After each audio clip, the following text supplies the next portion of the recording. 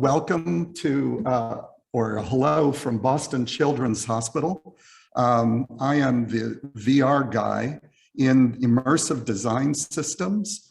We're the people with the mannequins and the rubber babies and the fake operating rooms, and we run training simulations. And the simulations are run by a doctor or a nurse, and we provide the engineering, we help them design the simulations, and it's a big part of what Children's Hospital does to train their staff, particularly new people who are coming on orientation. And we're a service organization inside the hospital. We run around and help everybody with their simulation needs. And I joined them 3.5 years ago, and it's wonderful. I'm one of those happy Boston VR people who got an XR job. Thank you. Now, for anyone here who is new to XR, we always have a few. Augmented reality keeps you where you are, but adds 3D illusions to your space. Virtual reality takes you somewhere else to a fully artificial world. And VE down here, that's short for virtual environment. I forgot to spell it out. And that is an imaginary space that you can access either through a VR headset or perhaps on a computer monitor, you know, just like you would World of Warcraft or something. And I believe 360 Media qualifies there. And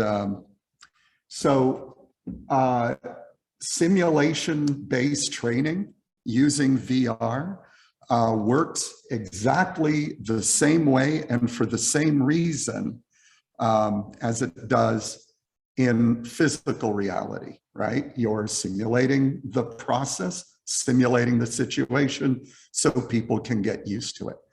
Alex, can you make sure that the Zoom people can hear and see? So thank you. Ping me if they can. So we take the VR simulations into the departments. On the far left, the head nurse of our MSICU is supervising a student who is in a simulation where they're examining a patient who has sepsis.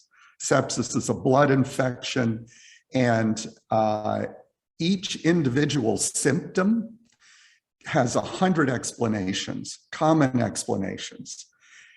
But when you see all of those symptoms together, that's when you know you have sepsis. But the way the mind works, your mind hooks on to each symptom individually and creates an explanation for those. So sepsis is often missed. So that's why we're doing a virtual sepsis scenario there. The one in the middle, the nurse is interacting with a completely automated scenario. There's a child, you know, he has symptoms, just come into the emergency room. She has an AI nurse, and it's like a video game. The one on the right is a simulation of surgery where you're the nurse who has to hand instruments to the doctor during surgery. And that's a very highly skilled position because you have to know the order the instruments are needed for this type of operation. You have to be able to read the surgical field. In this case, it's heart surgery. So you have to be able to just look at the video of the surgical field on the overhead monitor and know where you are in the process. So I have that one to demo after my talk on a Vive Focus 3 right here.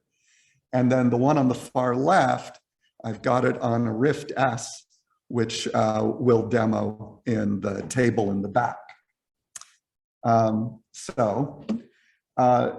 VR medical training is used mostly in medical schools for economic reasons. And at Children's, we're really pioneering, where we're one of the early adopters, getting this into the clinical space. And it's ruthless. I mean, nobody is more demanding than a nurse because they move quickly. It's like being on a trade show. Your stuff has to work out of the box right then. So we're not handing equipment to them. You know, an engineer has to be there to put the headset on them.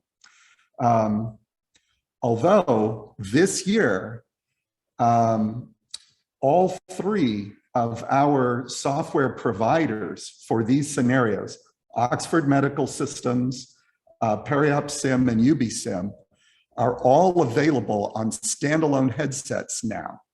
So this fall, we're going to buy a huge stack of them, like 15 Quest 2s, all tied to a bogus Facebook account. And we're going to give all the orientees at the cardiac ICU their own headset to take home for a month. And either it'll work or it won't. So I'll keep you posted. Now, in the hospital, physical simulations using a mannequin are really effective. It's a great way to learn, but it's expensive. You need space. You have to schedule everybody. You have to schedule a doctor to run the sim, and you need a lot of physical equipment. If you have a multi-million-dollar sim center like we do, you can put them together fast, quick to build, but slow to deploy. VR, it takes a while to build a VR application, as anybody who's a Unity programmer knows really well. But once you have it, it's quick to deploy. So, of course, with VR, you can't touch anything. So the VR sims are good for learning tactical spatial reasoning and teamwork, what goes where and when. And of course, it's instantly repeatable. You get lots of data, you know, to track.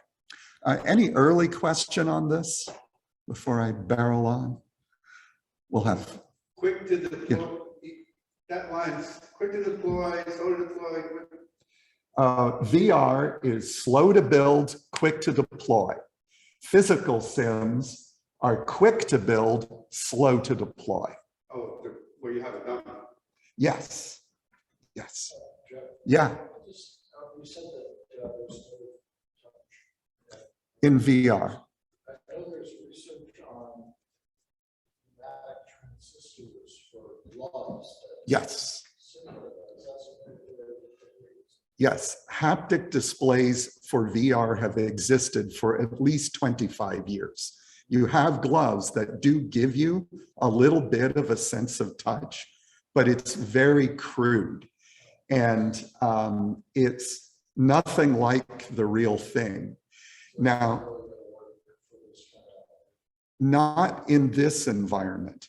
It might make sense in a medical school that's under-resourced and can afford the headsets and not all the equipment. So we use augmented reality when we're doing training and people need to touch stuff. The other thing is that the tip of your finger can sense changes in texture, 1,000 times smaller than the width of a human hair. Yeah, the doctor, I got a little hernia just under my belly button. I had a long conversation with the doctor who patched me up. She says, I can feel the tissue that the scalpel is moving through. she says, I feel it at the tip of the scalpel. Well, what it is she's feeling the vibrations. So we can't come near to simulating that. Force feedback. And we're just not there yet. Nobody can simulate that yet. Anyway, yeah, good question. So we're also using interactive 360 media. This, it's usually in the form of like a treasure hunt where you're jumping around between different bubbles. Let's see if it'll launch. Uh-oh, my pointer, aha. Except that.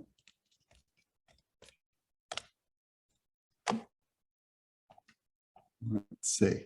Oh, it's not sharing. Oh, interesting. Here we go. So this is the virtual operating room. And this is the way you should set things up. And this is where all the equipment goes. So it's very simple.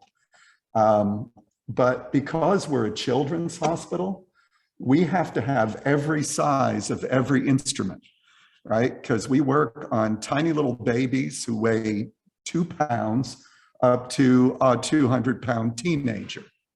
And for the record, a large teenager is not exactly like an adult. They're different. Their hormone levels are different. Their arteries are nice and stretchy and not hard and rubbery like someone my age, that kind of thing.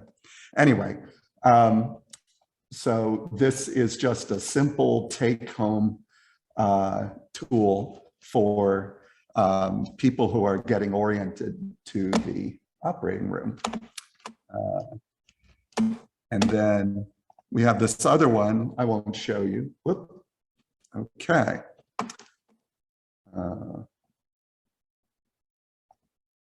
There we go. So we have another one, which is intended for social workers and parents. And it's a treasure hunt. Uh-oh. Oh, well, why not? Our friend Danger Donahue built this. And you're just looking for hazards. What could harm a toddler? A lead glazed bowl, a pot of soup with the handle out there, things like that. Let's see. So we have a new project I'm really excited about. I've got a HoloLens 2 here. I can show it to you. And it is a trainer for the pharmacy.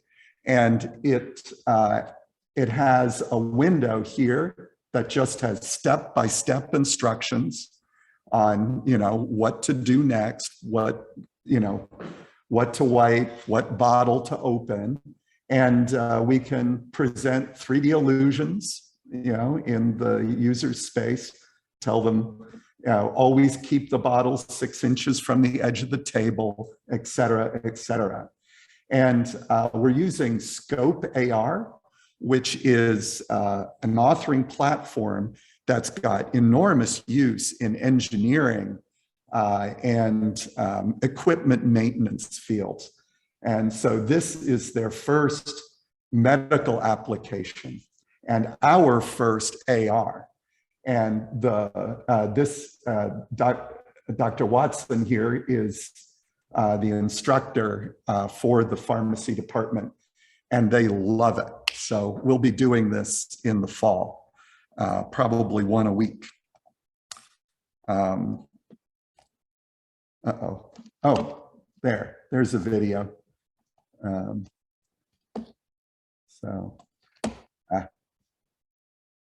There we go.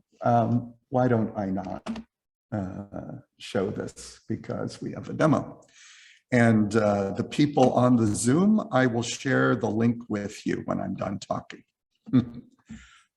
Another new project, new type of project, is distributed multi-user VR sims. So all of the VR that we've done has been a single person, but all the softwares that we use have multi-user mode. We just haven't been ready to do that.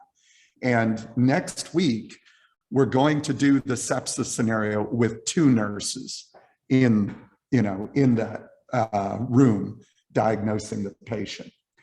Now, in this case, what happens when you want to have 8 people in the room at a time? In an emergency, a lot of people are involved. There can be between 6 and 8, and it can be chaos. And particularly, these emergencies don't happen very often. That's probably what you have here is they're operating on a knee. That's not an immediate emergency. So we could do this in any social VR.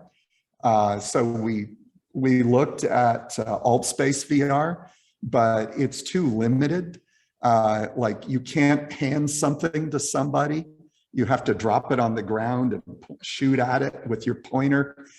And programming it is a chrome-plated beast. So if we use a social VR, it'll probably be Break Room or something. We looked at SimX, which is a company that makes multi-user VR sims that are just like the mannequin sims. They have like 240 in their library and they bang them out. But what we really want is an editor so we can make our own. And so we're using Acaticus, which is a startup in Wisconsin, and we're very excited about it. So talk to me in a couple months. And it's just a social VR with a whole lot of medical props in it. Any question on that? I see your wheels turning. Let's see. I was on the phone today with Dr. Hedequist, an orthopedic surgeon.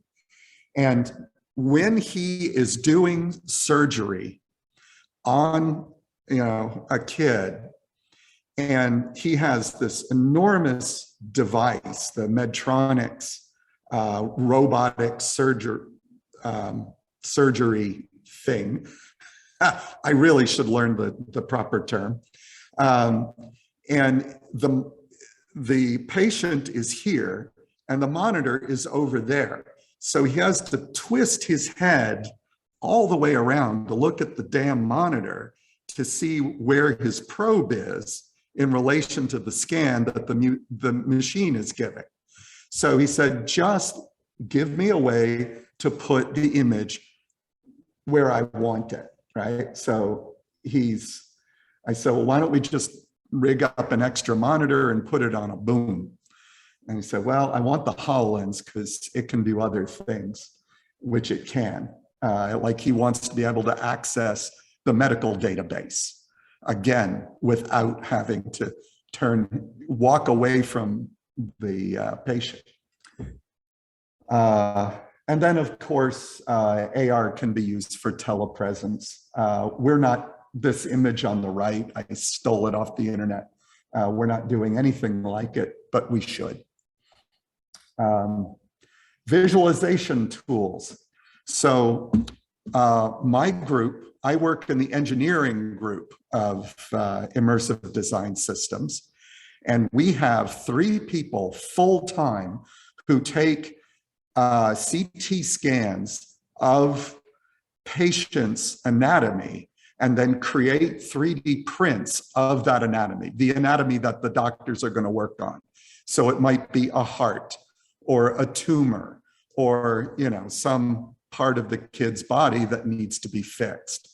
And we can do it in hard materials, stretchy silicone. We even have a cleft lip trainer that trainees can use to learn how to repair cleft lips, that kind of thing. But we've always been looking at using VR as another way to share visualizations.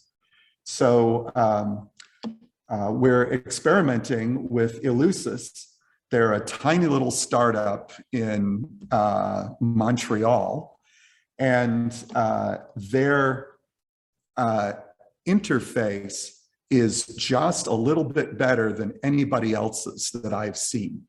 It's still mostly a 2D interface, but it's starting to have some genuine 3D controls in it. And it's well designed with doctors' workflow in mind. So I think it's 2 weeks from now, we're going to have another class. There's a doctor who's a professor, and he's going to bring his students in to play with this. Well, VR has been around 70 years. People have been experimenting with it in medicine for almost 30 years. The majority of that has been VR for treatment, even though VR is drop dead perfect for training. It was literally invented for training.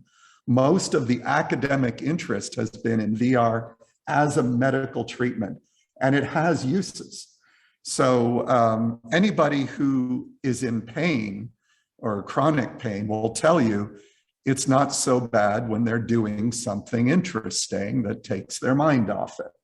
And VR is so distracting, it can actually substitute for an analgesic for moderate pain or discomfort. You can use it for meditation. We give it to families and give them so they can take a tour of the part of the hospital they're going to visit. Sometimes we send parents home with a child who needs complicated care, and we're starting to use VR to help train them. Well, that's VR for training again. You can use VR for PTSD treatment, body dysmorphia. Like if you have an eating disorder, you can use VR to reset your body's, your body self-image. I could talk a lot about that. It's really interesting.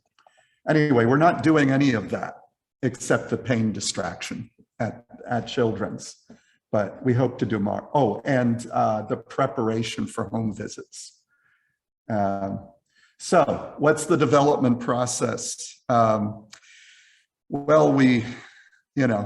so usually a doctor or nurse will say, okay, I need help with the training. I think I want VR to do blah, blah, blah. And, we try to design, the first thing we do is design the question. Half the time we say you don't need VR or AR, you need something else. We brainstorm solutions, we bang out a prototype, we use the prototype to answer questions, and then we go ahead and build it and deploy it and refine it forevermore.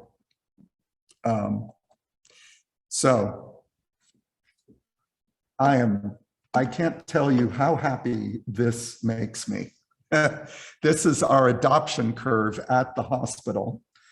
This is in the number of training hours delivered using either about almost 50% of it, 45% of it is VR, about 4% is AR, and the rest is that screen-based sim, which is, still immersive media. And it's mostly for nursing, a little bit for training doctors and others.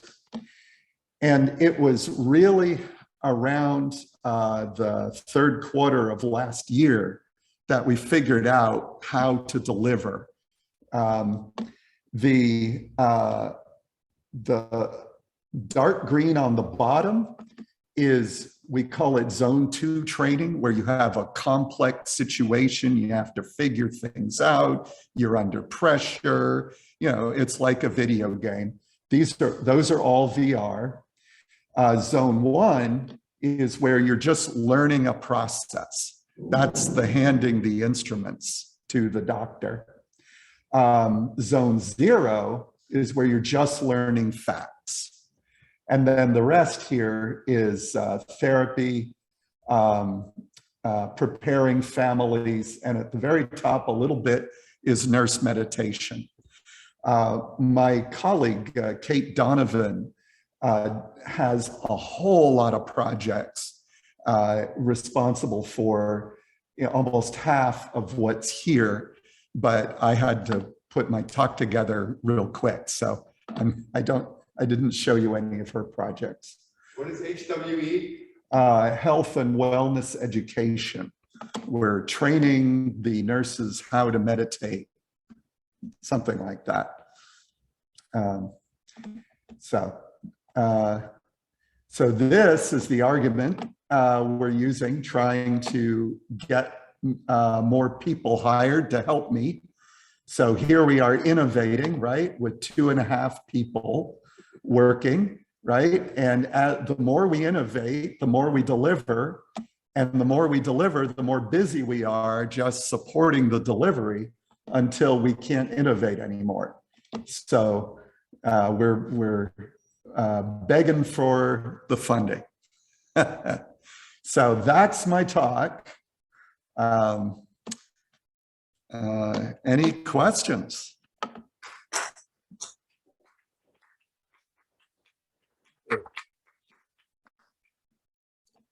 So there are other children's hospitals in the country. Yes.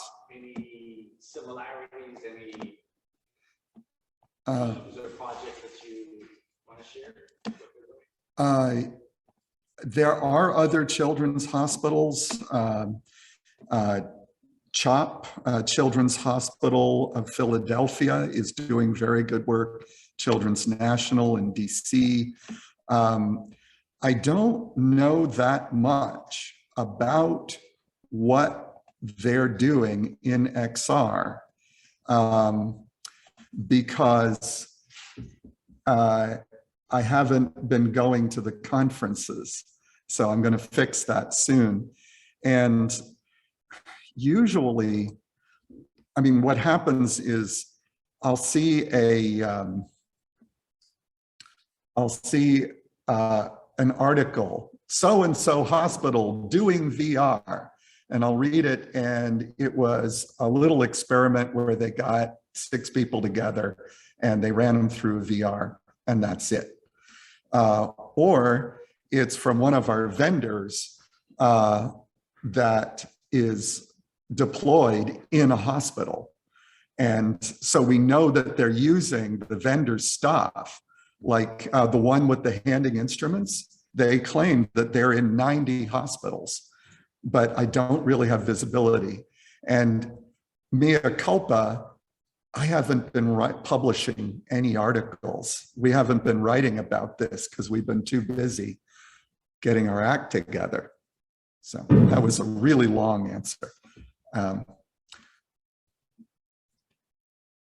Is there any kind of NIH funding or anything like this for this sort of effort? Yeah, there is NIH and NSF funding, but that's really hard to apply for, and it's really for research. So the professors do the research and they go for that funding. We are funded by the hospital operations. So we get paid when the head nurse says, by gosh, that VR really helped me train my new nurses how to do X, Y, and Z. Yeah, and then we get compensated for it by the, yeah, Alex. Given your expertise in simulations, is there any particular piece of technology that you feel is lacking that could massively improve the outcomes that you work on? Um, the having everything on a standalone headset is huge, and I just got that this year, and I've been salivating for it for a couple of years. The future also belongs to editors that let us create our own scenarios. It's all well and good to buy something off the shelf from a company that's made something good, but we really want to be able to fine tune it to our own particular practices and create 8 different versions of whatever it is, whatever sim to suit the needs of the moment. Right now, the 2 editors we have are Acaticus and UBSim. And UBSim is pretty well developed, pretty rugged, but extremely limited, very narrowly focused on you're an ICU nurse. And it's focused on about 1/4 of what ICU nurses do, which is still a lot. And Acaticus is brand new, and fairly capable. I'll let you know in a couple of months. And I'm yelling at Simex, you got to build your editor or someone's going to eat your lunch next year or 2 years from now. But they're making tons of money and they're king of the hill right now. And rightfully so. They have a great product. Thank you. Is there any kind of middleware like they have? There's that one that's built on Unreal Engine that's for architectural visualization. So it's somewhere between Revit and a renderer and Unreal. Is there anything like that in your world? Right.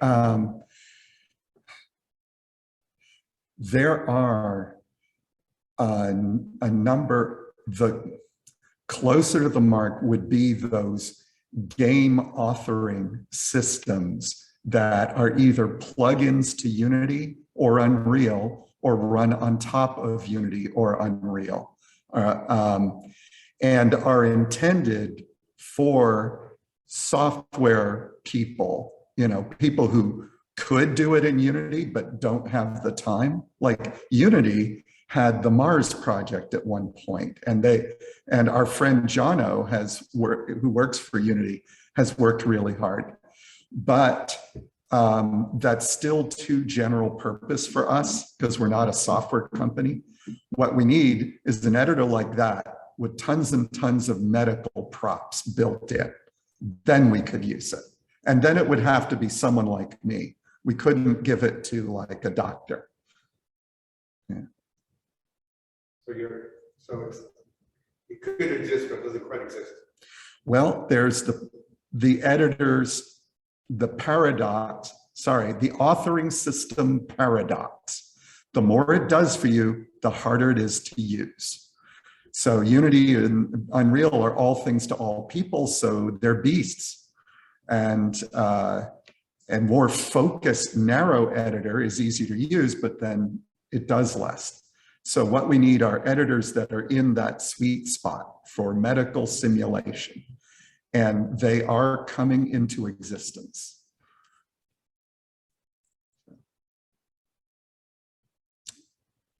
Oh, and the architecture world figured this out years ago. Wow. Sort of. It's gotten a lot better. Yeah, cool. Any questions from the Zoom? How about you, Kate? You want to embarrass me? No questions, my friends. Oh, let's see. I can't hear her. Oh, type it in the chat. Let's see. Why are we not sharing the sound? Oh, well. Anyway. I should be able to access the chat.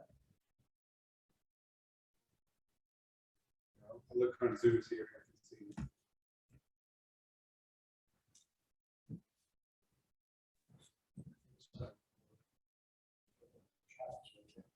Where?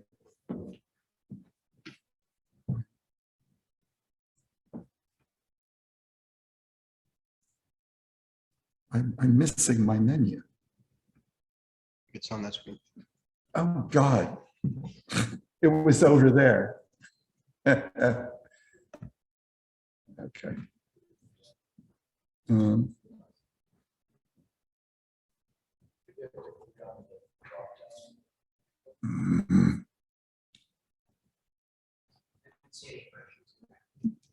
All right.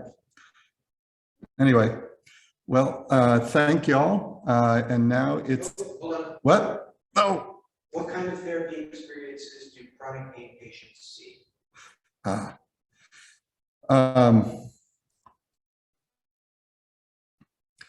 For using VR, it's almost anything that the patient finds distracting, enjoyable, absorbing, that kind of thing. We've used, Kate used the VR on the kids who are getting their oncology drip, where they have to sit there for 3 hours receiving an unpleasant medication so they could watch movies or play games. It is possible to have some kind of directed meditation in VR as well. You know, but it's like, don't think of the pain. That doesn't work.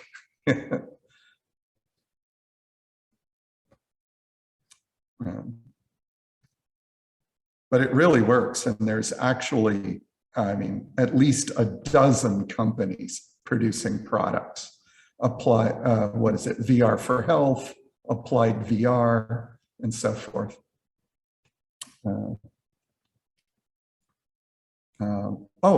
Shout out to the Starlight Foundation, which provides free VR headsets for kids in hospitals, so they can, you know, enjoy their time a bit better.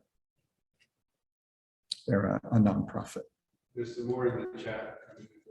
Aha. Well, I can't read them, so I'm clicking on it. Look at that. It should show on your screen. It's not. Oh, here it is. God, talk about your UX disaster. Kate says, we have to pay attention to the age appropriateness of the experiences. Let's do that. Kind VR, Applied VR, Smiley Scope, Starlight, etc. Yes, we're a children's hospital. You don't want to, you know, put Call of Duty on a 5-year-old or something like that. What about IPD? How small can you get that? What is IPD? Interpupillary distance. Yeah. Most headsets won't go much narrower than around 5. But kids have big heads, so, and they don't get motion sick as much as adults do. So it hasn't been an issue, but it's, yeah. I've used your XR tools with anyone with disabilities. We have not, but there are people who do. There's a couple of companies, one called Augment Therapy, and it's physical therapy using AR, where you are controlling an avatar and you get essentially biofeedback, seeing a reflection. People with disabilities. There's a company in town that puts headsets on people in rest homes, retirement homes. What is the name? Rendeavor, thank you. Oh, they moved? They are really cool people, kids. And so old people are able to travel the world. What is the youngest age you would use VR for? I would not put a headset on anyone younger than 7. 6, maybe, if they were precocious. If they're younger than that, they already have a hard time telling the difference between, reality and fantasy. No lower age limit has been established. No safety studies have really been done. The headsets are just out there in the population. So we'll just see what happens. Isn't that lovely? Speaking of that, how do you keep up to date on academic research and all these things that affect decision? Yeah,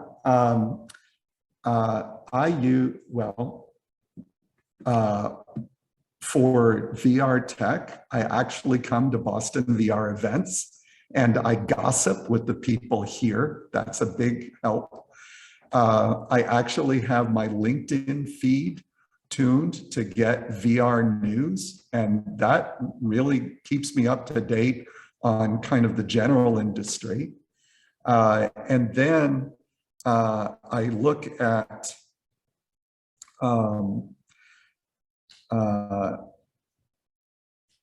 I make sure that I'm writing at least one paper very slowly, even if it's slowly. So that forces me to go to the scientific literature and pull out references. So I'm involved in a survey of XR for medical care, and that's blinding me. And then I go to the conferences. I will be going to the conferences. Which conferences are those? IMSH.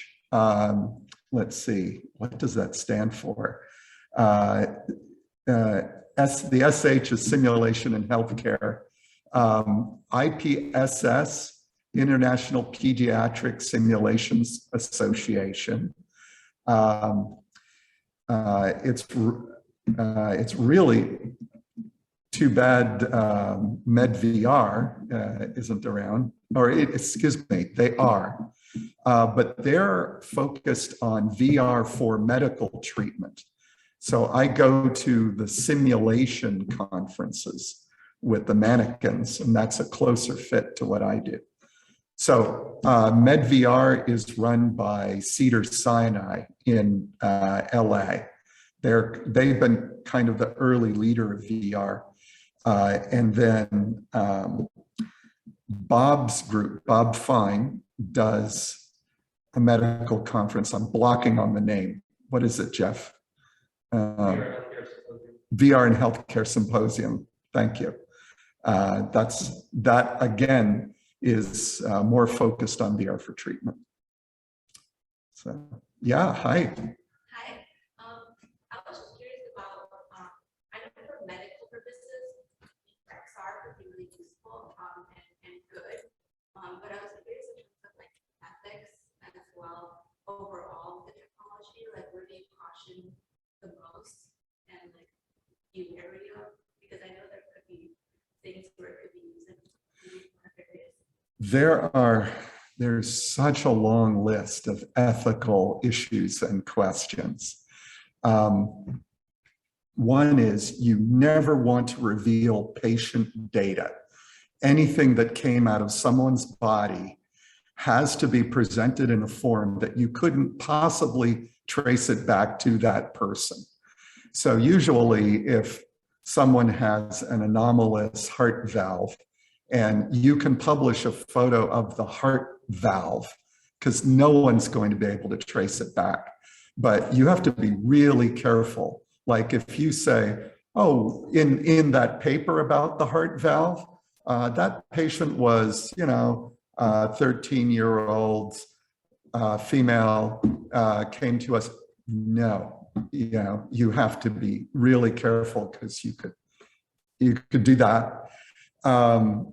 There's recently been a recognition that all of the virtual, literally, you look at any medical textbook, medical software from 3 years ago or earlier, and 95% of the virtual patients is a young white man, almost without exception. And that's a problem because we have people of all ages go to hospitals. Older people are in hospitals more often. A bruise looks different on someone with darker skin than it looks like with someone lighter skin. Someone with oxygen depletion, the color of their skin will change. You need to know what to look for. I mean, I could go on all night on ethical issues. Thank you.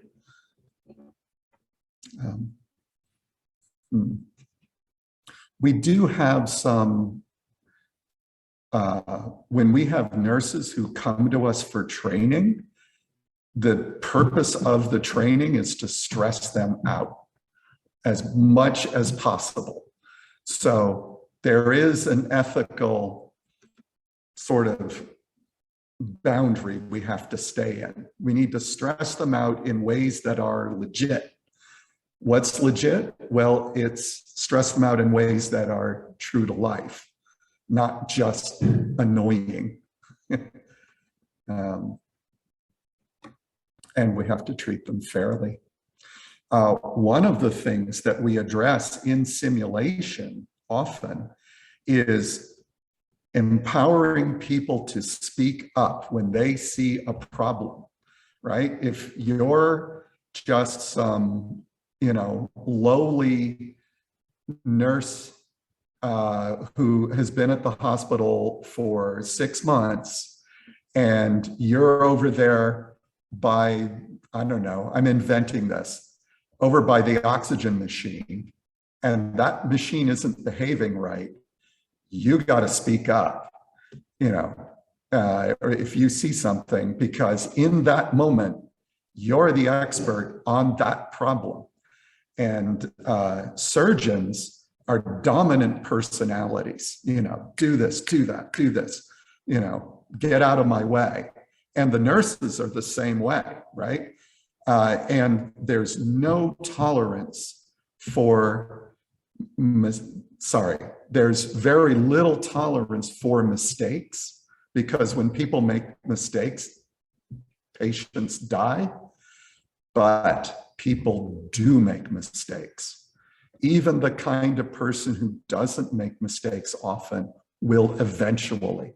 So we have huge protocols around how to get people comfortable with that.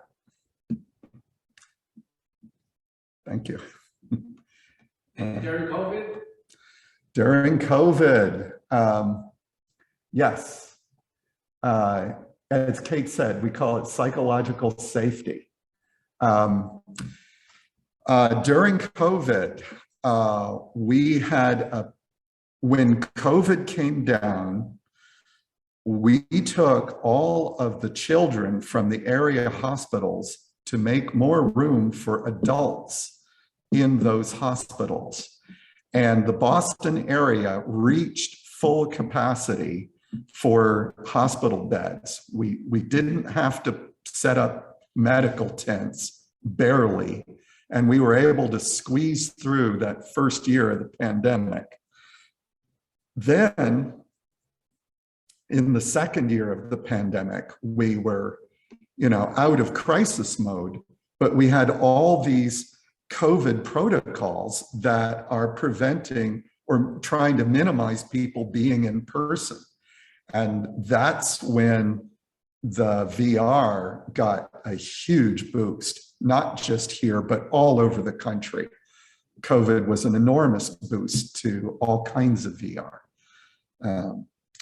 So we followed through on that as best we could. Yeah, IMSH, International Meeting on Simulation in Healthcare. Thank you, Kate. Yes. Yes. Kate knows every person in New England who's ever done any kind of medicine. Yes, Alex. Were we gonna get to see some of the Yes, let's demo. All right, thank y'all. This recording will be uploaded to the event page.